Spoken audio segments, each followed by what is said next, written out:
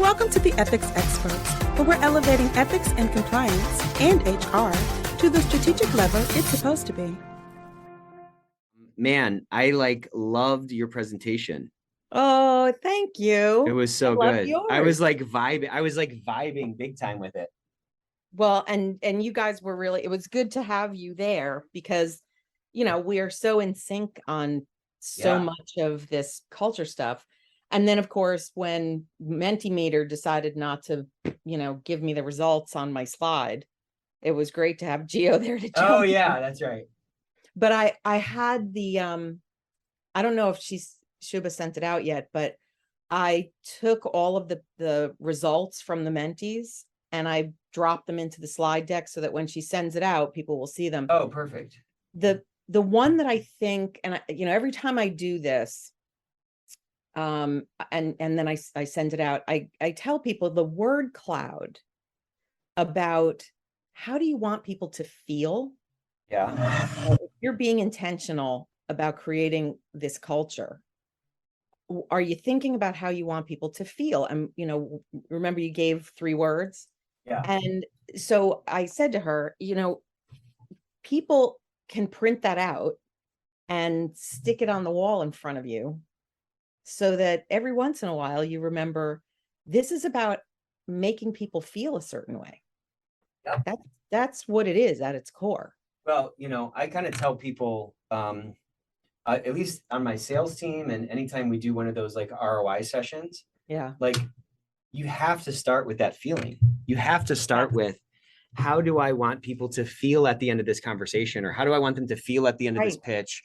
Or even when you're delivering information, any kind of information, how do I want somebody to feel is such a critical piece of the puzzle, because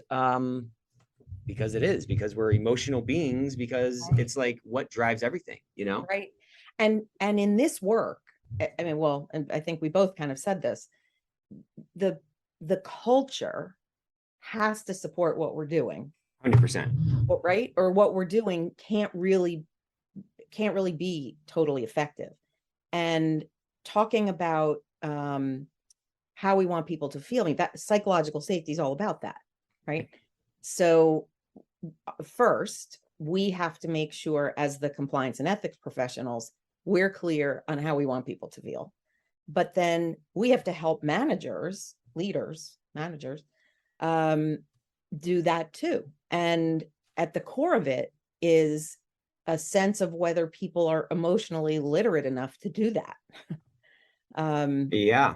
Right. And that was that, you know, the Brene Brown quote that that I paraphrased was, and I don't even remember whether this is her research or somebody else's, that adults on average in this country can only identify 3 emotions: happy, sad, angry. I mean, that's like stunning. Isn't that wild? Yeah. And if you can't name it, if you can't describe it, then you can't deal with it.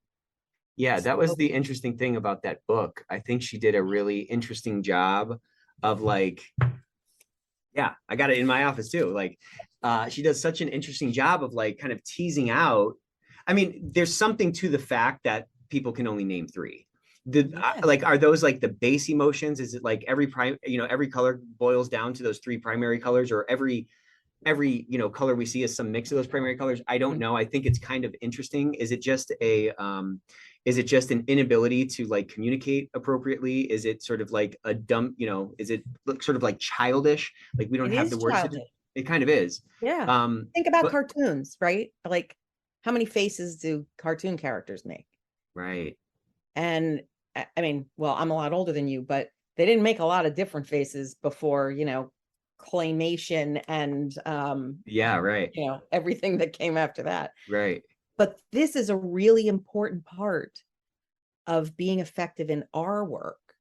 Whether you're talking about creating a speaking up culture or you're doing investigations, understanding emotions, understanding why people are behaving the way they are, is about that flywheel that I use, right? That, their decisions are shaped by their perceptions. And so their perceptions are grounded in, among other things, what they're feeling. Yeah. And also, what's interesting is so much of those perception, the way I was thinking about that flywheel was that those perceptions are kind of the stories we end up telling ourselves. And those are going to be, I mean, to some degree, anything you see goes through your mind and ends up, you end up telling yourself a story based on what you've seen, right? So if you're seeing a bunch of bad behaviors, well, those perceptions are going through that sort of translation process as you digest that into your own sort of experience. Right. And that kicks off so much. And, I was talking to somebody else about this yesterday. And again, this morning, actually, that like, we are what we fixate on. And so if, how, I mean, this is like an old thing, but like, if you get a blue car, you're like, well, everybody's got a blue car. Yes, if you see right. like some unfairness, back to that unfairness thing that Ellen was talking about, if you see unfairness and you start fixating on that, that's all you're ever going to see. And then, it's like chewing on that little sore in your mouth that, will never go away because that's all you're like fixating on. It's wild. That's right. Yeah. Mindset, our mindset drives so much of what we decide, what we do, how we react. This is why I really think a mindfulness practice has really helped me in this, later chapter of my life. And what does that look like, that mindfulness practice? Well, it really started, well, we can talk about that some other time, but now it starts with minimum 10 minutes quiet time and first thing in the morning, because what happens first thing in the morning sets the tone for the rest of the day, at least. That's true. I think it's probably for everybody, to be honest. Maybe so. And now, that can be, in the beginning, it was just focusing on breathing and learning that it was okay when, the racing thoughts kept knocking me off of counting the breaths and focusing on just being, just not worrying about what's happening in an hour or tomorrow or next week or the kid's birthday party or the doctor's appointment or oops, where did I go? Come back here.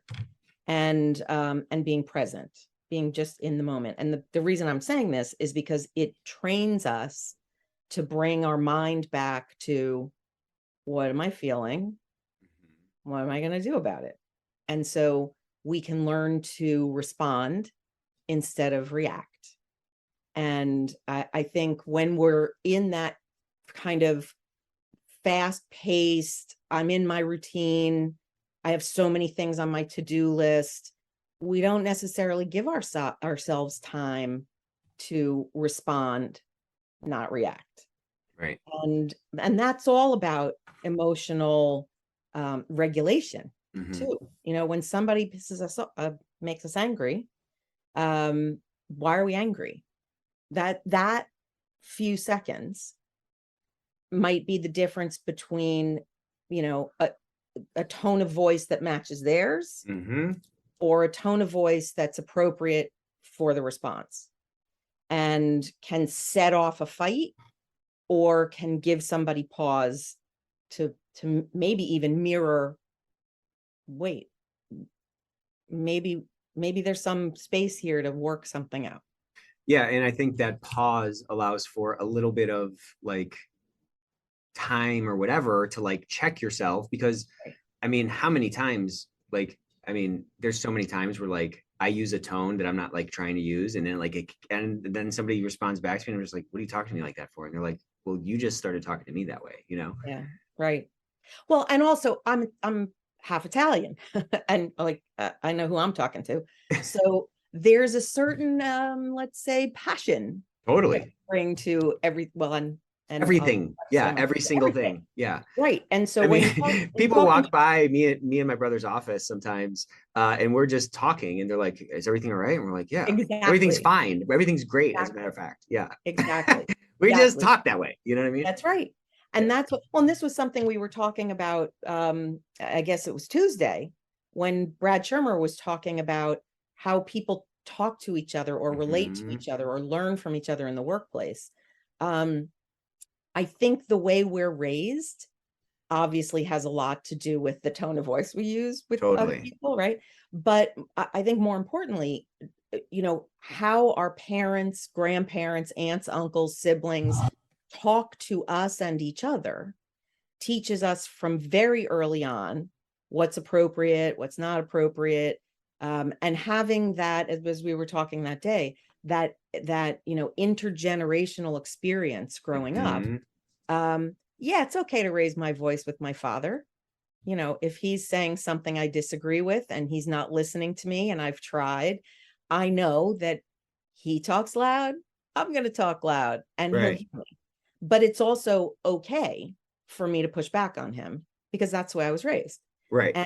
And not everybody was raised that way. Yeah, not everybody understood, like not everybody was raised with like healthy boundaries in those relationships, and that can be a really big deal for folks. Right. Or even two-way conversation when it comes to parent-child or grandparent-child. Right. So, and then in the workplace, when we have multiple generations talking to each other, then everybody's perceptions about what's appropriate are right there on display. So, yeah, it's like multi-generational, multi-cultural. I mean, there's just so many differences that are very interesting and can have like these sort of cascading effects, Right. But that's why understanding emotions and being able to articulate what we're feeling is sort of the first step in creating the kind of environment where people will speak up when something's wrong, and that's about emotional literacy is kind of what we call it, right? We have this it's called the emotional culture deck. Oh, cool. This was designed by somebody in New Zealand. The company's called Riders and Elephants. If you know that old, you steer the rider to move the elephant thing. But this is what's cool about it. So there are black cards that have feelings that are like feelings we want people to feel, right? So understanding, at ease, easygoing, involved, heard, right? So these are feelings we want to encourage. And then the white cards, which I dropped on the floor, are feelings like, here's one, feelings we would rather not have people feel. Yeah. Right? Incapable, anxious, blah. Right.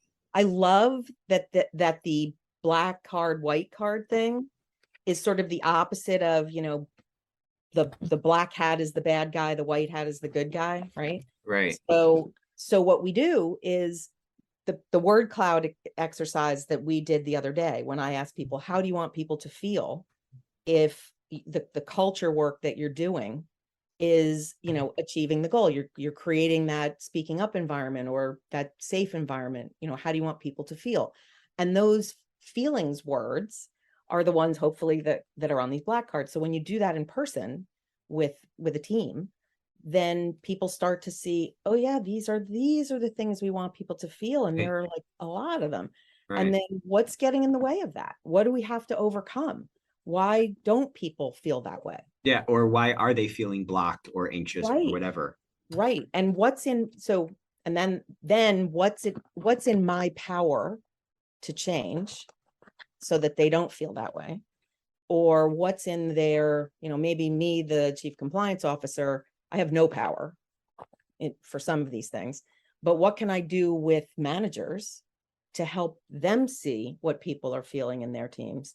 Because you got to start there. People aren't going to speak up if the most basic feeling of belonging and inclusion isn't there, right? We're not going to get them all the way to challenging wrongdoing if they don't even feel safe to talk about what they're feeling. And that's what's, I think, been a big problem with getting people to come back to the office. Oh, you think so? Oh, yeah. People are uncomfortable saying, things changed in the last couple of years. I now have an elderly parent, or I have a sick child, or I don't have the childcare arrangements I used to have, or I think my life has more equilibrium or balance, if you prefer. And I don't think I want to be back in the office 5 days a week.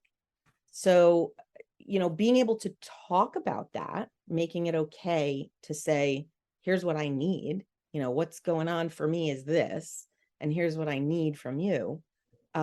takes a lot of the stress out of coming back to the office. Maybe he's into it. Maybe, oh, you can't be here before 8:30 because now you have to drop kids off at school. Okay. Right. Get some flexibility there. Yeah. Yeah, exactly. But that requires being able to talk about what we're feeling. And that's like the icky stuff that people aren't used to doing at work, I guess. Let me ask you this question that I almost asked you during your presentation, but I said I don't want to rabbit hole us. I thought I'll save it for today. So something I kind of struggle with is this, what can kind of seem like a contradiction between like psychological safety, which I obviously feel is super important, and on the other side of it, like high performance, which is also very important. So let me kind of back up a little.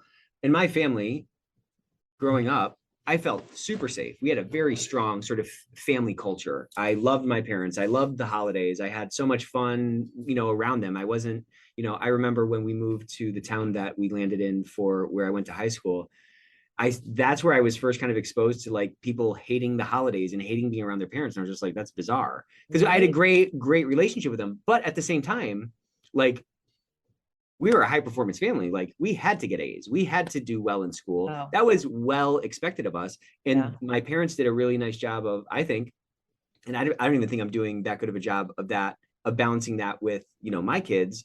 They just did a great job with it across all of us, I think, of balancing that. Like, safety, definitely felt safe, definitely wanted to be there, but they could hold also at the same time the importance of like being high performance.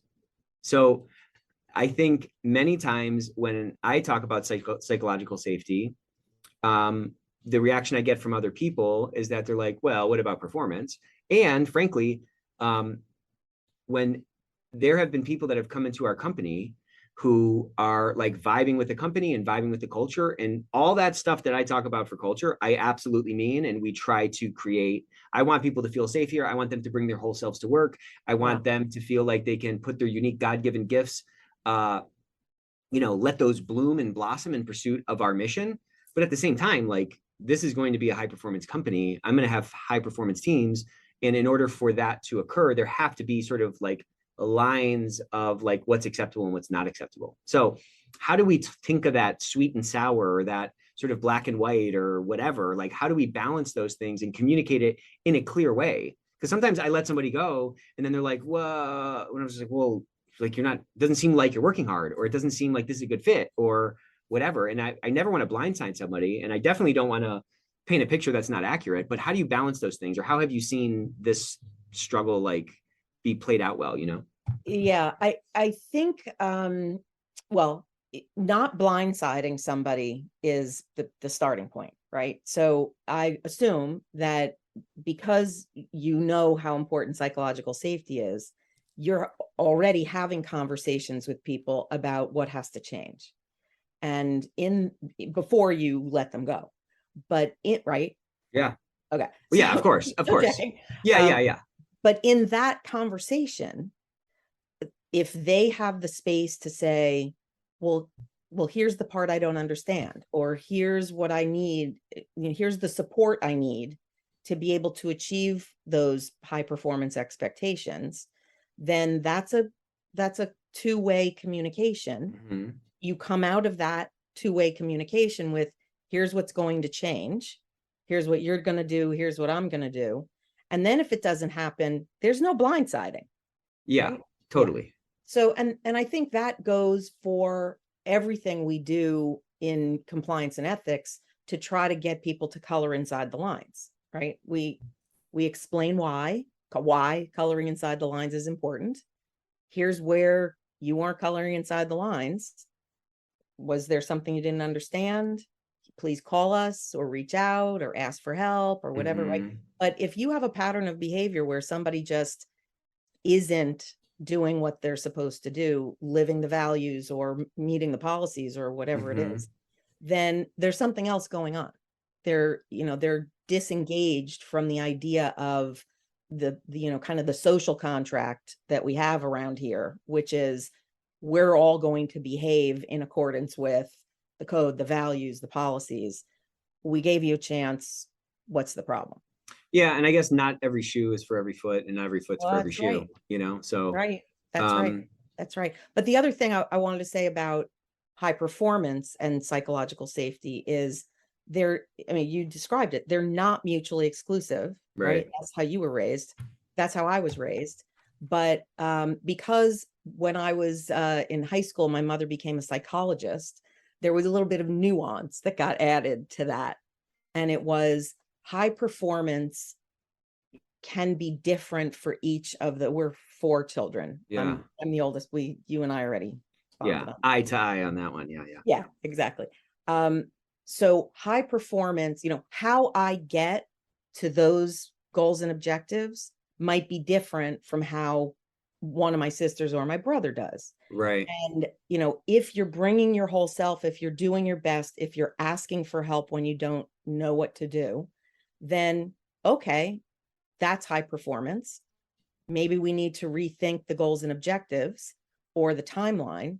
But if it's something that's not movable, if you're missing deadlines, then we have to back up and figure out why, right? Is it that you don't have the support that you need? Or is it that you're really not bringing your whole self? You're not engaged. Gotcha. But there's the psychological safety piece is you have to talk about it. And, we, the manager, have to create that space. We have to engage. And the person who's got the issues has to be part of that conversation if they want to stick around. Yeah, I guess when you put it that way, it does allow for that sort of contract, so to speak. Right. And especially when you're prioritizing, the support piece, which is kind of part and parcel with the psychological safety, if it's sort of authentic, that allows for some time, B, some correction, C, some actual like transparency and candor, so that this issue is raised to the surface, and sort of a new opportunity for that upfront contract to be created to say, okay, you're going to do this, I'm going to do this. And there should be some sort of objective measures as to like whether each of sides of those contracts are being performed to some like level that's appropriate or acceptable or whatever. Right. Because you also, people see what you're doing.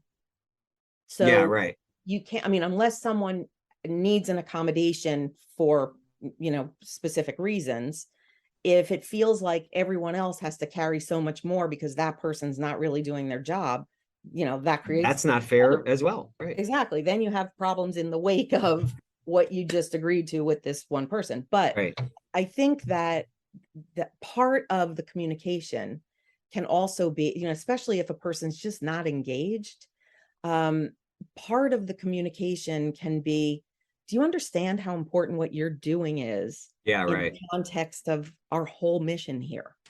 Because that, I feel looking back at my corporate jobs, that was often, lacking with people I worked for. And that might have been because that connection to the mission. Exactly. Yeah. And, if you're in the law department or the compliance office, you're still part of some mission. Totally. Right. And we talked about this in the meeting. Yeah. You have to connect everything we do to the mission of the organization as a whole. So sometimes what can happen on a project, especially a big project where there's a team of people working on something, and, the person who's just collecting the data or cranking the spreadsheets or whatever, maybe they don't understand how they fit into the bigger thing, the bigger project. And, I've worked for people over the years in corporate land where the, sort of need to know thing was, oh, well, they don't need to know. Well, yeah, actually they do. Right. So unless there's a confidentiality issue, or, there's some sort of, very proprietarial thing that we're working on and they can only know something, which is, I think, kind of rare. Then the information flow is really about power, and it's not really about information flow. Yeah, it's either power or it's about like selfishness. I don't want to have to get in the mud and have to deal with all of those attitudes and conversations and all of that stuff. So, and they should just do what I tell them to do because I'm the boss. That's right. And Tell us that story about like, so let me back up. We have kind of a policy here that a lot of people think we're crazy for. Like if somebody gets let go for whatever reason, I'm very transparent about it. I'm never like trying to run anybody's name into the ground for sure. But I think a culture, the barriers, the lines around a culture are going to be defined by what you accept and what you reject and what you celebrate and what you don't tolerate, right? And I think to the extent that your values are truly guiding your path up whatever mountain, mission mountain you are climbing, those are all opportunities to promote people based on values. And if somebody gets let go because of values, those are opportunities to like reinforce that, like, hey, these guideposts, we're actually following them, right? But there were times where we would have these kinds of conversations if people were like very uncomfortable with it.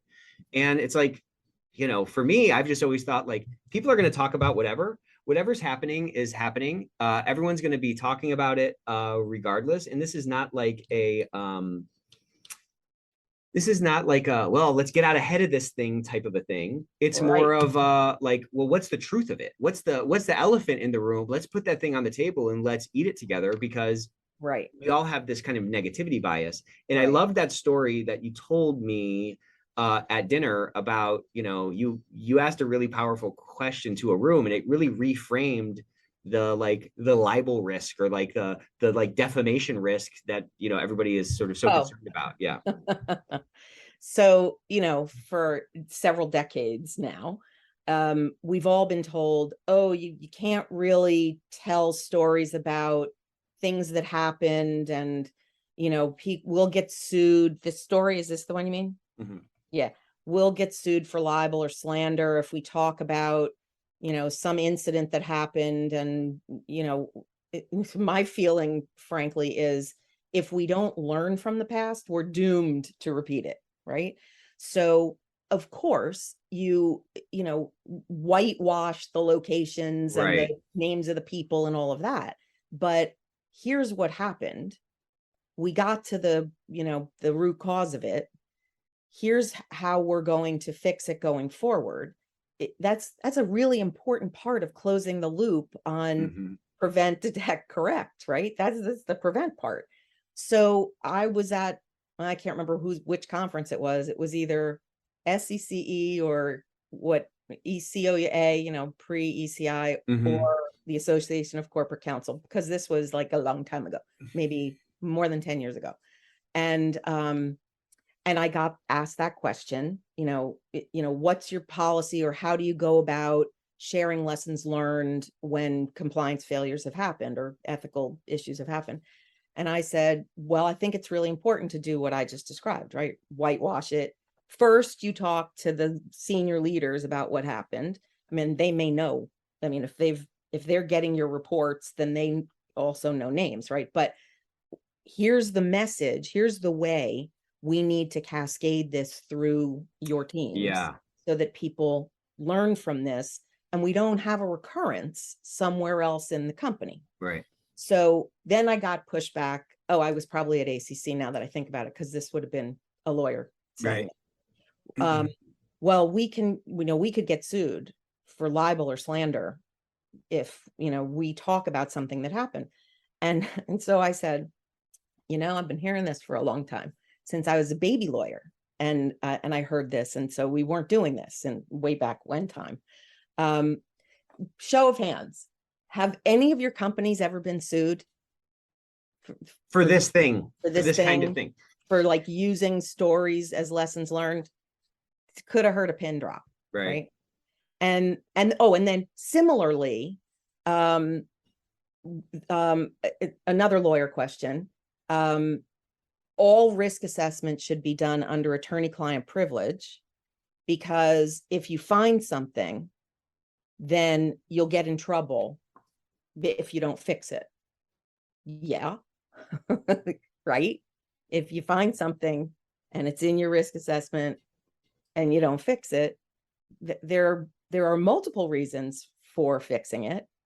Getting in trouble potentially might be one of them, but I would much rather do my risk assessment or audit or whatever it is And until I find something that truly is potentially a legal problem and remember, I'm a, recovering lawyer. So in some of the roles that I've had, I'm wearing two hats, which is never good.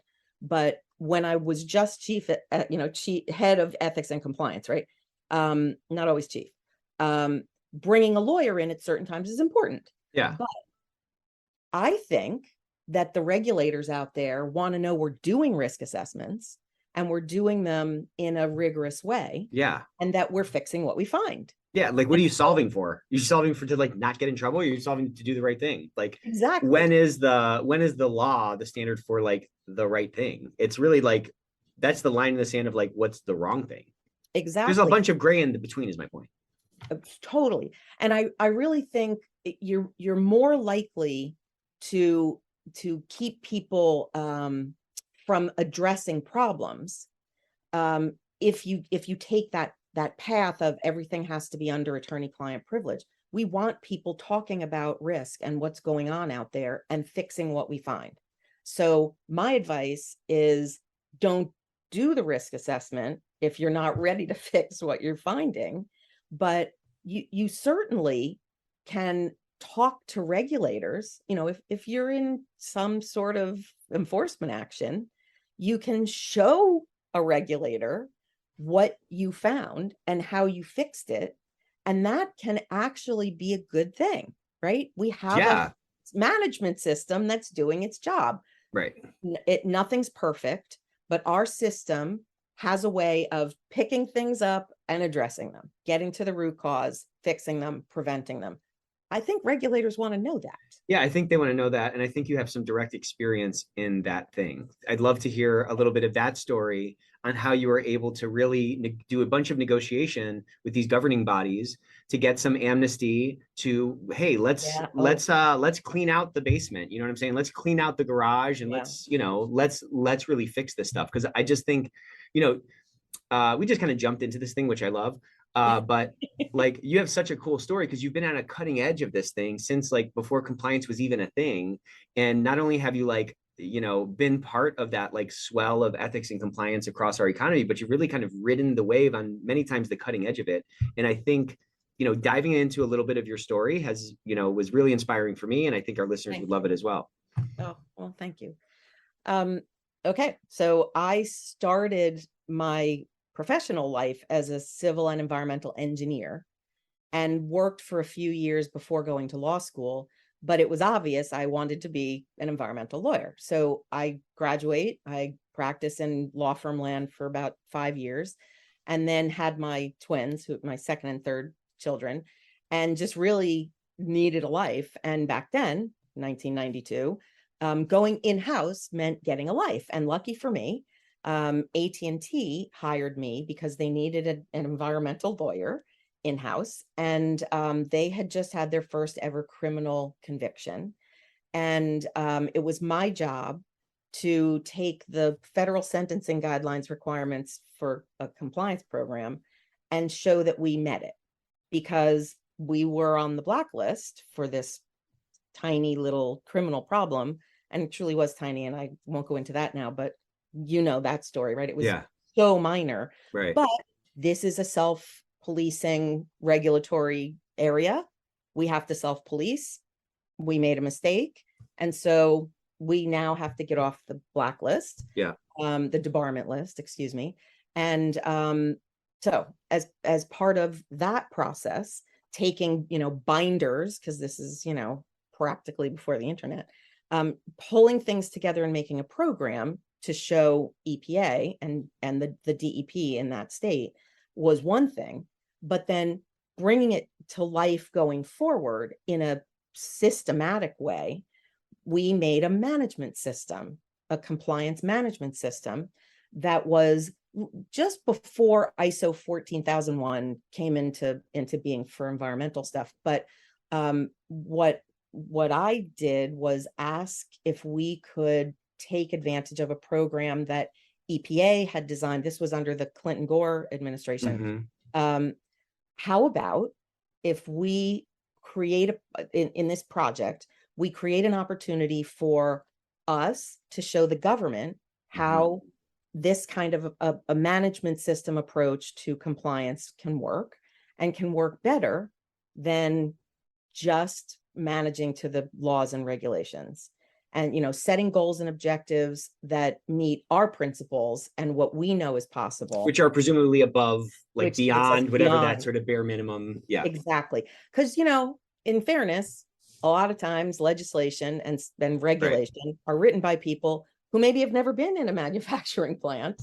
And so they're getting their information from lobbyists or scientists or whatever, but what's possible is something we can show them. Right. So, and of course, I had a fair amount of resistance from within the law department, but I was very lucky to have a champion in the business unit president who agreed to this. So we were basically going to fling open the doors and the chain link fences and bring the regulators in to have this conversation about what's going on. You know, how do you manage in a management system proactive approach? And oh, by the way, we'll bring in the community too. So, because I really think you have to establish those relationships before something bad happens. You know, if you're a trusted neighbor in a town where, you know, most of your employees live anyway, then investing in relationships with local, you know, communities, regulators, whatever, right? So, okay, we're all going to be around the table. And I'm making this sound like, sure, everybody went along with it. I had plant managers who probably wanted to, you know, burn me in effigy.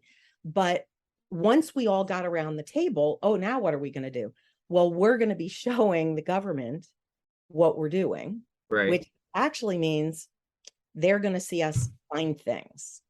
And we're going to be doing this in 10 plants around the world for this. This was the semiconductor business at the time. And so we were engaging regulators in other countries as well as here, but we were in 3 different EPA regions because of where the US plants were for this business unit. And some of these plants were like, you know, ancient, because, you know, Bell Laboratories goes back to, you know, forever. Right. So we knew we were going to find things, but that's okay, because as I said before, we're committed to fixing what we find. And that's what I had from the business unit president, Kirk Crawford, who to this day is someone I admire and respect and was very fortunate to have as a champion. So the tricky part was, well, can I negotiate with the state and federal, well, let's talk about the US, state and federal agencies to have their people around the table, you know, looking at all of this, seeing us finding things and how we're fixing them, and not get smacked for everything we're finding, right, if we're fixing it. And so, you know, baby lawyer 35 or whatever I was at the time, had to talk to EPA lawyers, state, you know, DEP lawyers, different regions, different departments, but somehow we got there. And it was a great learning experience. I'm sure. One of the, well, you can, I mean, within the law department, it was sort of like, why aren't you just waiting for a plant to blow up? Like, why are you doing this? Well, I'm doing this because the proactive work is so much more fun than cleaning up problems, right? And understanding the way the business runs, and they were using a quality management system, understanding that and integrating our policies and procedures and training and audit. If all of that is just part of the way they run the business, right, then they're much, much, much more likely to stay in compliance or even go well beyond compliance. Yeah. Ethics and compliance should not be the sidecar. It should be part of the car. You know what I'm saying? It's not this like bumper sticker on the thing. It is part of the thing, you know, and it's and integrating, you know, and also, you know, I was kind of struck by this, like, we want our people within our organizations to self-report, and we want them to report if they see something, and we want to be transparent, to have this healthy culture. And yet we want to interact with these other bodies in a sort of like absolutely opposite way, which is just very, very bizarre. And we wonder why our programs aren't bought into. Well, it's like, you're not being like internally consistent. or you're not being, you're not being consistent in the sense of like, the way you're acting internally and what you're demanding of these folks is different than the way you're acting externally to these, bodies that are kind of serving in a kind of a relatively sort of similar position as you're serving internally. You know what I'm saying? Yes, that's a great analogy. Yes. And I think some of what we had to sort of get to the bottom of was that, hey, we all have the common ground of protecting the environment, right? Like, I'm an environmental lawyer sitting at that table, so somebody else. And I did not become an environmental lawyer because I wanted to help companies pollute, right? I could have done some other kind of law, but I chose environmental law for a reason. Right. And my colleagues who were environmental engineers didn't become environmental engineers because they wanted to help companies pollute, right? So get to the common ground, which is, well, and with the community, the common ground is my folks live here. Their kids play in the playground. Right? Like, so what we have is, these plants are not full, despite what regulators might think. These plants are not full of guys twisting their mustaches, laughing nefariously, kicking over barrels into the lake. You know what I'm saying? Exactly. And see, this goes to that cycle that I was talking about with how you change culture. Right. It's get at the perception, so that that perception of we're the guys wearing the black hat villain, and they're the guys wearing the white hat hero. Yeah. And so is the community. And so breaking that down by building, humanizing it. Yeah, exactly. Yes. And earning trust. I mean, totally. The only way I got to that privilege conversation was earning the trust between us and these regulators and their lawyers, that we really meant business, that we really were going to fix what we found. And that project, it was called Project XL. And we were really so honored and fortunate. Totally. One of the, I guess there were maybe six companies. Though, as with all things in life, when you have a champion and that champion moves on, then what's left in his wake might not be a champion who wants to continue the, Camelot roundtable we had created. And that is, in fact, what happened. So the project, we sort of gracefully bowed out of that a few years later. He went and became the CEO of something else outside of the company. But the management system continued. And to this day, as I told you, I have used a management system approach with every regulatory risk area, not even regulatory ones, because it's simple. You do a risk assessment, you say what you're going to, you prioritize what you're going to do, you put it in place, plan, do, check, monitoring, helpline, audits, people have to speak up if something's not working, right? But what you find, you fix, plan, you check, act. So it has served me well all these years. That was 1995, and I'm still using it with clients now. Well, it's a framework that is simple, compelling, portable, and repeatable. And you can take this sort of Pareto approach to it of kind of knocking out the 20% of the things that are causing 80% of the problems. And then cool, now I have a new set that I can reassess on and say, cool, again, the Pareto principle is there again. 80% of the problems are caused by this next 20%. You just keep focusing on those things. And it's how like everything happens. If you've ever seen like a video of like a blacksmith making a blade, making a sword or something, like they change those files down to something finer and finer and finer and finer, right? Like you keep refining it and things like that. So that principle applies to everything. Exactly. We're getting close to the portability, excuse me for interrupting you. The portability piece of it is that, on the non compliance office side of the conversation, right? When you're talking to people in the organization, regardless of the risk area, what we're bringing to them has the same look and feel.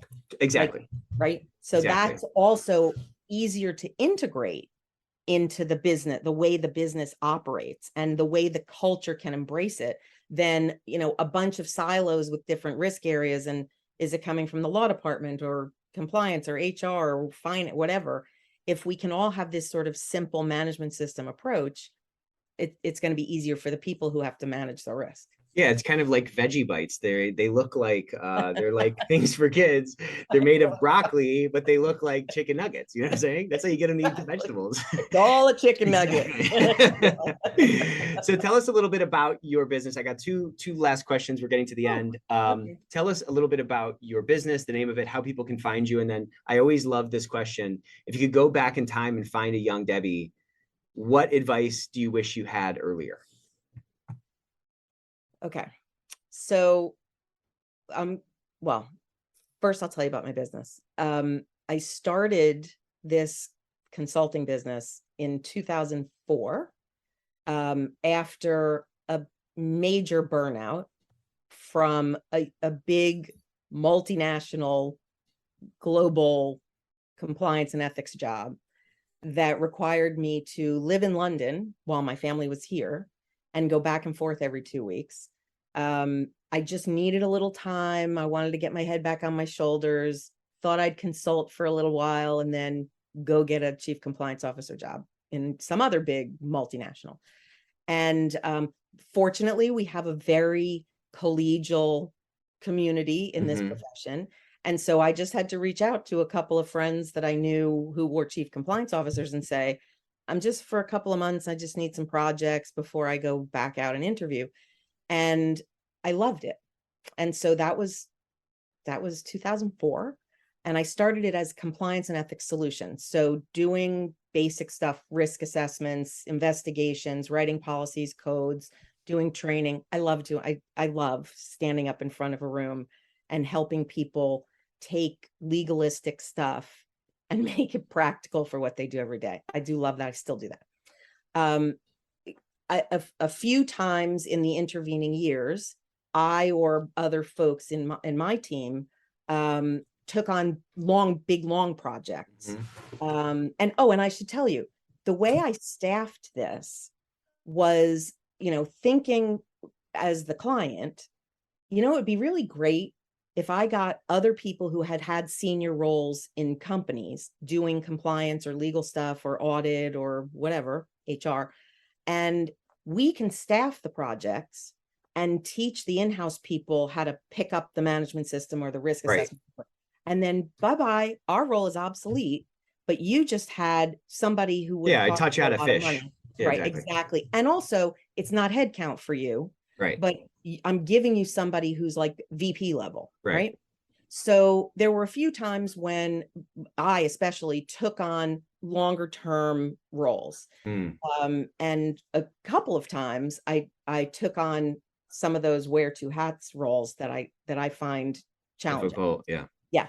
But in small and mid-sized companies, that's the reality. And so you just have to be honest with yourself about, here's the legal advice, but here's the integrity advice, which might mean we have to do something more than what the law requires. And you lay it out that way for your CEO and your board, whatever. And so anyway, that's that piece.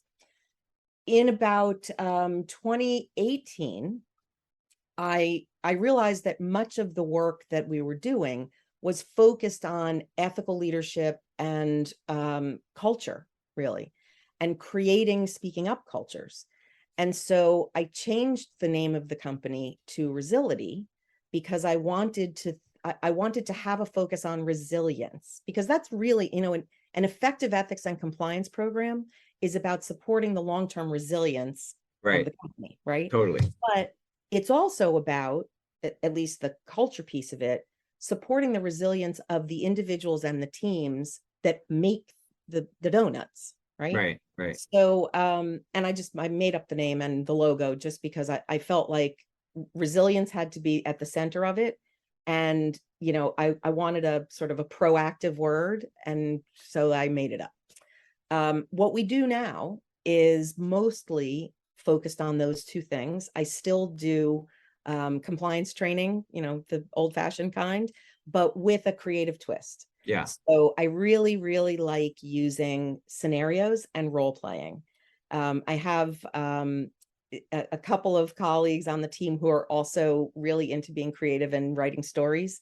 So that's a big piece of the sort of more traditional stuff. Cool. But on the culture and leadership side, we're working with, non-ethics and compliance people who are managing businesses. Mm-hmm. And sometimes we're helping the ethics and compliance office. Sometimes we're helping the HR people train managers to create that culture that inspires not just speaking up, but, psychological safety. As I wrote an article on this with my colleague, Maren Gubek. Innovation is also fueled by psychological safety. Right. And so there's like a whole extra piece of work now, right, outside of ethics and compliance, but kind of, connected and adjacent, because if you have engaged employees, however you get there, if they're engaged, they're much more likely to care about the long-term resilience of the company. Yeah, and then you get those ideas that they, you get them to push down the gas pedal a little bit more. You get them to pick up that piece of trash in the hallway or whatever. And those are all just little pictures of this level of engagement that really helps us really achieve our missions in a better way. Right. So what's that piece of advice before we go? Calm down. Mm. Like that need to be everything that everyone needs. And that's part of being a mommy too, I guess. But yeah, it's really okay, and maybe not calm down, but it's okay to not do everything.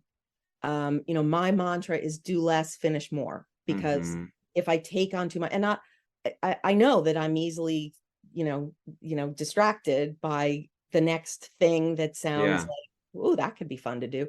So it's really okay to love doing culture and leadership and to do less of the other things, to be really picky about the traditional, investigations and risk assessments, so that I have more time to do the things that I really feel are my strengths. Right. And, being driven by your strengths means everybody gets the best of you and you get to love what you do. Right. Well, it's been so great getting to know you. It's been great you coming on here. This is a lot of fun. Can't wait to see you in a couple of weeks at the conference. So people can find you on LinkedIn. They can find you on your website, and which is Resiliti, RESILITI, Resiliti.com. Yep. But I'm all over LinkedIn, as you know. Yeah. So I love connecting that way and getting to learn about other people's work. So I look forward to staying in touch. Well, thank you so much for joining us on the Ethics Experts. Until next time. Thanks.